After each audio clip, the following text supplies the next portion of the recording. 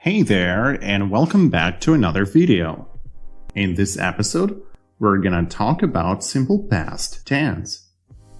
In a nutshell, simple past shows a completed action in the past.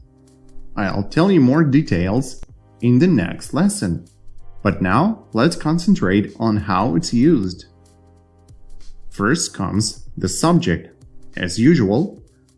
Then comes the verb in the past form.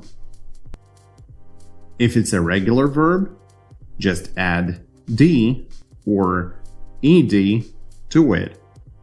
And if it's an irregular verb, use the past form from the table I provided.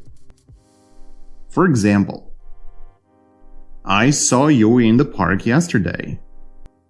Saw is the past form of the verb see. Another example. I swear I told her nothing. Told is the past form of tell. And an example with a regular verb. I worked very hard last year. Worked is the past form of work. The helping verb or the auxiliary verb in simple past is did. In questions, we put did before the subject, and we use the present form of the verb.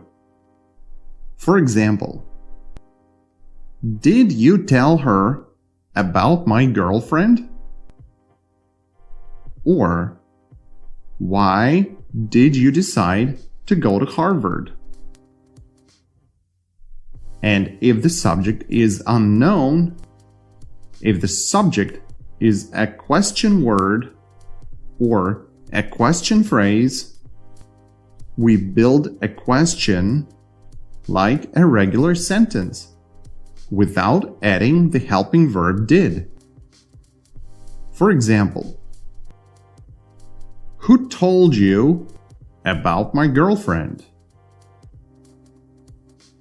How many people came to the concert?